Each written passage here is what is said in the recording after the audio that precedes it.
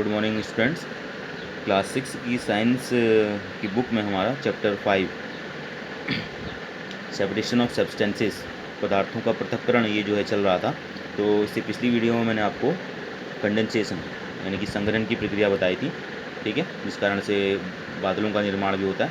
आज की इस वीडियो में हम जानेंगे अगला पॉइंट अपना, can water dissolve any amount of substance, यानी कि जो जल है वह किसी भी पदार्थ की कितनी मात्रा जो है अपने में घोल सकता है, ठीक है, या जो है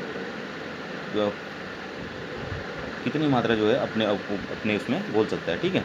तो in chapter 4 we found that many substances dissolve in water and form a solution. हमने चैप्टर 4 में जाना था कि हम जो है किसी भी पदार्थ को जो जल में विलय होते हैं तो वह जो है फिर क्या बनाते हैं, विलियन बनाते हैं। सॉल्यूशन मतलब होता है विलियन। We say that these substances are soluble in water. तो हम कह सकते हैं कि ये जो पदार्थ हैं वह जो है जल में विलय हैं। What will happen if we go on adding more and more of these substances to a fix quantity of water.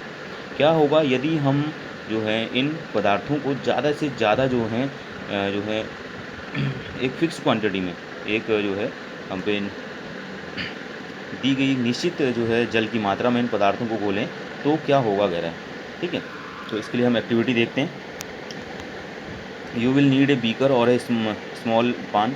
आपको एक बीकर चाहिए और एक छोटा सा स्मॉल पैन चाहिए, यानी कि तवा टाइप का चाहिए। Spoon A salt and water, और एक चम्मच नमक और जल।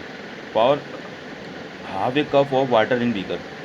आपने क्या करना है, बीकर में जो पानी है, बीकर में जो है आधा कप जो है पानी डालना है। Add 1 teaspoon full of salt, और उसके बाद इसमें 1 चम्मच पूरा भर के नमक डालना है और उसको घोलना है। Until the salt dissolve completely, जब तक कि पूरा जो है नमक इसमें घुल न जाए। Again add a teaspoon of salt and stir go well. और उसके बाद दोबारा से 1 चम्मच नमक डालना है और फिर से घोलना है। Go on adding salt 1 teaspoon full at a time and stir. आपको जो है लगातार जो है नमक डालते रहना है 1 चम्मच भर के, और उसको लगातार घोलते रहना है बार बार। After adding a few spoons of salt do you find that some salt remains undissolved and settles at the bottom of the beaker. लगातार जो है आपके द्वारा नमक उस बीकर में घोलते रहने से आपको कुछ देर बाद जो है दिखाई देगा कि जो है कुछ नमक जो नहीं घुला हुआ है वो बीकर के तले में बैठ गया है। If yes this means that no more salt can be dissolve in the amount of water we have taken. इसका मतलब ये है कि अब जो है उस लिए गए पानी में, निश्चित लिए गए पानी की मात्रा में जो है उससे अधिक जो है नमक को हम नहीं घोल सकते। The solution is now set to be saturated. तो अब हम कह सकते हैं कि जो वह विलियन है वह संतृप्त हो चुका है, यानी कि उसको हम संतृप्त विलियन कहेंगे। Here is a hint as to what might have gone wrong when Paheli tried to recover large quantity of salt mixed with sand. तो पहले ने एक एक्सपेरिमेंट किया था। उसने क्या किया था, उसने वो एक्सपेरिमेंट उसका गलत हो गया था, क्योंकि वो बार बार उसने क्या किया था, बहुत ज़्यादा मात्रा में नमक, और नमक के साथ जो है क्या बहुत ज़्यादा मात्रा में नमक लेकर उसको रेत के साथ मिक्स किया था। Perhaps the quantity of salt was much more than that required form A saturate solution. तो इस कारण से शायद उसका जो संतृप्त विलयन था उसकी जो है पूर्ति नहीं हो पाई थी। The undissolved salt would remain mix with the sand and could not be recovered. तो जो उसने सैंड के साथ नमक लिया हुआ था वह जो है रेत के साथ ही मिक्स हो गया था, और उसको हम दोबारा प्राप्त भी नहीं कर पाए थे। She could solve her problem by using a larger quantity of water. तो इसके लिए उसे क्या करना था, बहुत ज़्यादा मात्रा में जो है पानी लेकर के उसमें जो है सैंड और नमक को घोलना था, ठीक है। तो इस तरह से जो है नमक पूरी तरह से घुल जाता और जो है वो विलियन नमक का बन जाता, और जो रेत थी वो नीचे बैठ जाती। Suppose she did not have sufficient quantity of water to dissolve all the salt in the mixture.